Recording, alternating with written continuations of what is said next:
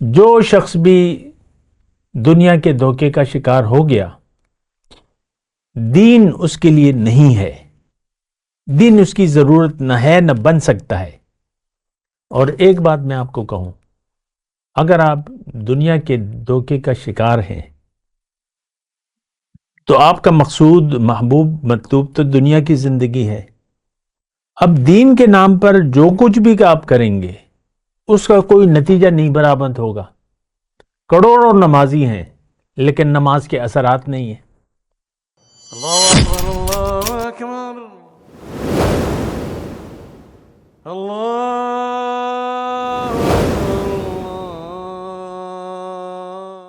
اعوذ باللہ من الشیطان الرجیم، بسم اللہ الرحمن الرحیم۔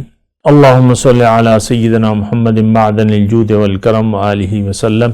سامعین و ناظرین اکرام، السلام علیکم ورحمۃ اللہ وبرکاتہ۔ آج کا ہمارا موضوع یہ ہے کہ کیا ہم حکم الہی کے سامنے سر جھکانے کے لیے، مکمل طور پر سر جھکانے کے لیے تیار ہیں؟ دیکھیں، ایسی بات تو نہیں ہے۔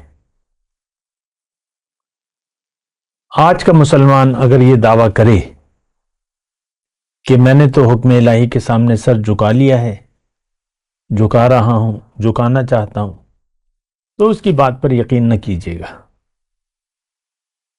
آج کا برائے نام مسلمان اللہ کے حکم کی اس کی نظر میں کوئی اہمیت ہے ہی نہیں۔ قرآن آپ دیکھ لیں، کتاب ہدایت کے طور پہ صدیاں ہو گئی ہم نے قرآن کو بھلا دیا ہے۔ قرآن سے ہم ہدایت لینا ہی نہیں چاہتے۔ آپ دیکھ لیں خود اپنے آپ، اب میں آپ سے پوچھتا ہوں کہ آپ کو کتنی دلچسپی ہے قرآن کو سمجھنے کی اور اس میں اپنے لیے ہدایت تلاش کرنے کی؟ کتنی دلچسپی ہے؟ کوئی بھی نہیں ہے۔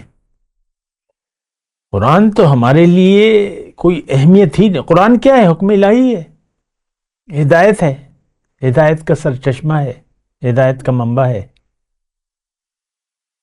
اور یہ باتیں جو ہیں، یہ جو میں موضوعات لکھ رہا ہوں، مجھے پورا یقین ہے کہ آج کے مسلمان کے لیے اس کی کوئی اہمیت نہیں ہے، اور یہ بڑے اہم باتیں ہیں، بہت اہم موضوعات ہیں۔ بہرحال دیکھیں، حقیقت یہ ہے کہ ہم زندگی اپنی مرضی سے زندگی گزارنے پر بضد ہیں۔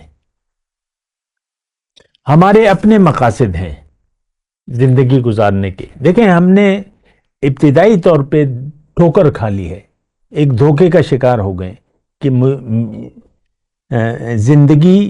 یہ زندگی حقیقت ہے، اس کا فائدہ اصل ہے یا اس کا نقصان بھی ہے، اصل ہے۔ تو لہٰذا جب یہ ایک دھوکہ لگ گیا، دیکھیں دھوکہ اس کو ذرا سمجھے آپ، کہ جس ماحول میں ہم رہ رہے ہیں اس سے ہم وہ ہو جائیں، یعنی رل مل جائیں اس ماحول میں، فیشن، لوگ جو کر رہے ہیں وہ کریں، جو رواج ہے وہی کریں گے، جیسے لوگ رہ رہے ہیں، جیسے لوگ تو دنیا کے لیے جی رہے ہیں، پوری دنیا، 8 ارب آبادی جو کچھ بھی ہے، یہ سب لوگ دنیا کے دیوانے ہیں۔ آپ دیکھ لیں اپنا یہ الیکٹرانک میڈیا کھول کے دیکھیں، یہ خبر نامہ اور یہ وہ جو نیوز چینل ہیں، سب دنیا کی باتیں، اے ٹو زی، دنیا۔ اور پاکستان تو خاص طور پہ میڈیا بڑا شرمناک رویہ ہے، کوئی اور خبر ہی نہیں ہے۔ اپوزیشن یہ کہہ رہی ہے، اقتدار والے یہ کہہ رہے ہیں، اور اس پہ پھر تبصرے ہیں اور بس موضوعات ہے، اور بس اسی پہ سارا وقت۔ پرائم ٹائم جہاں مطلب لوگ فارغ ہو جاتے ہیں 8-9 بجے، اور وہاں جو نیوز چینل ہے آپ دیکھ لیں، سب دنیا کی باتیں کرتے ہیں۔ یہ چینل کیا ہے؟ یہ آپ ہیں، آپ کی خواہشات ہیں، آپ دیکھتے ہیں اسے۔ اس کی ریٹنگ اگر نل ہو جائے تو وہ پروگرام پیش ہی نہیں ہوگا۔ پھر قرآن فہمی ہو نہیں سکتا کہ کسی نیوز چینل پر پرائم ٹائم چھوڑیں 24 گھنٹے میں ایک پروگرام نہیں ہے، اور ساری باتیں بس دنیا کی ہیں۔ یہ ویسے ہی یہ میڈیا ہم ہیں، ہمارا آئینہ ہے، ہم یہ دیکھنا چاہتے ہیں، یہی دیکھنا چاہتے ہیں بس۔ خیر بہرحال بات یہ ہے، دیکھیں انسان کی دنیا میں جو آنے کا مقصد ہے وہ تب پورا ہوگا جب حکم الہی کے سامنے آپ سر جھکا دیں، اور یہ اس وقت ہوگا۔ حکم الہی دیکھیں، جس کام کی ہم ضرورت محسوس نہیں کرتے وہ ہم کرتے بھی نہیں ہیں، غیر ضروری کام ہم نہیں کرتے، یہ ایک عام بات ہے، طے شدہ بات ہے۔ جس بات کی ضرورت نہ ہو ہم وہ کام نہیں کرتے، خواہ وہ اچھا ہو یا برا ہو، اس سے مطلب نہیں ہے، گناہ کا ہو یا ثواب کا ہو، نہیں کرتے ہم وہ کام۔ حکم الہی کے سامنے سر جھکانا اور اللہ کی اطاعت مکمل، اس کی ہم ضرورت بھی محسوس نہیں کرتے۔ کیوں؟ اس کی وجہ یہ ہے کہ ہم اپنے حقیقت سے غافل ہیں، اپنی منزل سے غافل ہیں۔ دوسری بات یہ ہے کہ دنیا کا ایک دھوکہ لگ گیا ہمیں۔ کھا لے پی لے جی لے کون کہتا ہے؟ مزے کرو، انجوائے کرو، بڑا مزہ آیا اور بہت مزہ کریں گے ہم، مستقبل بھی آپ کہتے ہیں میں انجوائے ہم نے کرنا ہے۔ دیکھ لیں، باقی تو تفصیلات ہیں، آپ کو اچھی طرح پتہ ہے۔ ہم سب دنیا کی زندگی کا دھوکے کا شکار ہیں، اس سے اللہ تعالیٰ نے ہمیں منع فرمایا ہے۔ جو شخص بھی دنیا کے دھوکے کا شکار ہو گیا، دین اس کے لیے نہیں ہے، دین اس کی ضرورت نہ ہے، نہ بن سکتا ہے۔ اور ایک بات میں آپ کو کہوں، اگر آپ دنیا کے دھوکے کا شکار ہیں تو آپ کا مقصود، محبوب، مطلوب تو دنیا کی زندگی ہے۔ اب دین کے نام پر جو کچھ بھی آپ کریں گے اس کا کوئی نتیجہ نہیں برآمد ہوگا۔ کروڑوں نمازی ہیں لیکن نماز کے اثرات نہیں ہیں۔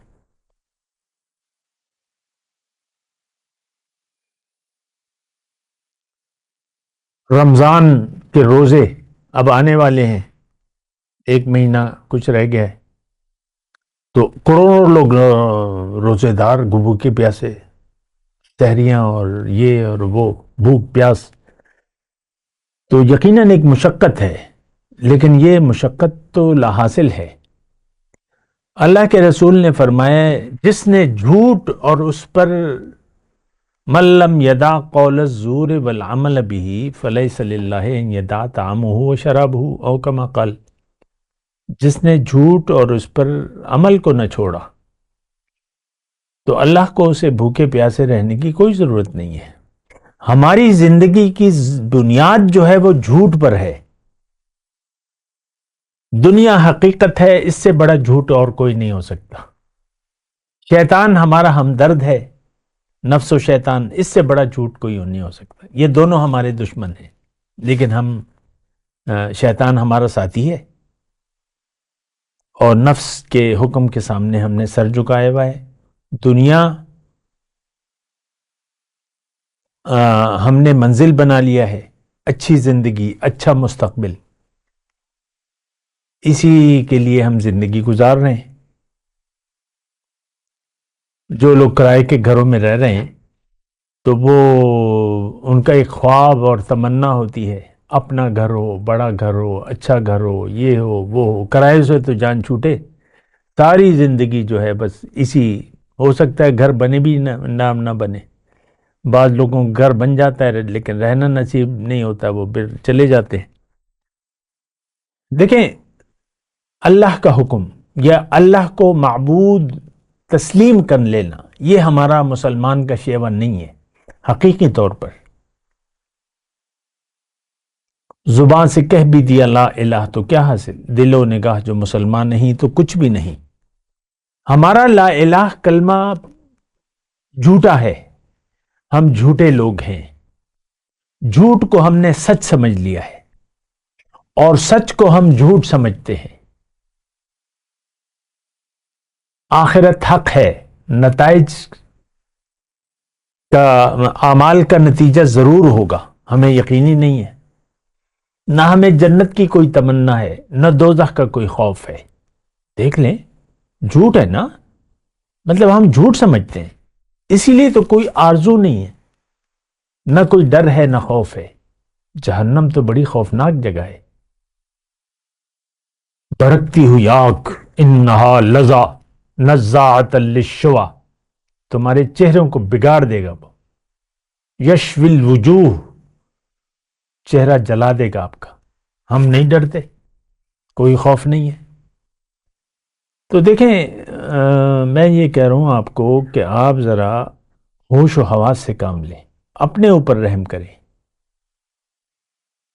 اگر آپ اچھائی کو قبول کر لیں گے، اللہ کو منزل بنا لیں گے، اللہ کے راستے پر چل پڑیں گے، اللہ کے حکم کے سامنے سر جھکا دیں گے، نبی صلی اللہ علیہ وسلم کے طریقے کی اتباع شروع کر دیں گے، تو یہ آپ کے اپنے لیے بہتر ہے۔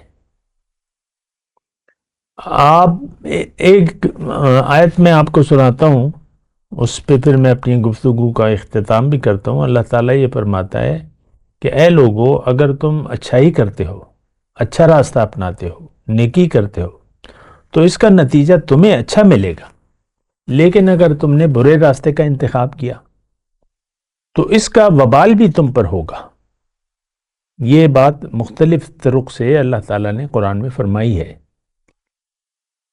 ان احسنتم احسنتم لانفسکم وان اسأتم فلہا، تو اپنے اوپر رحم کریں، دنیا کے دھوکے سے نکلیں، کسی سچے شخص کو ڈھونڈیں، اس کی معیت میں رہیں، اس کی صحبت میں بیٹھ کر اس سے یقین حاصل کریں، اس کی تربیت قبول کریں، اس کی تربیت میں آ جائیں، تو پھر آپ کامیاب ہو جائیں گے۔ وآخر دعوانا ان الحمدللہ رب العالمین۔ السلام علیکم ورحمۃ اللہ وبرکاتہ۔ مولاي صل وسلم دائما ابدا على حبيبك خير الخلق كلهم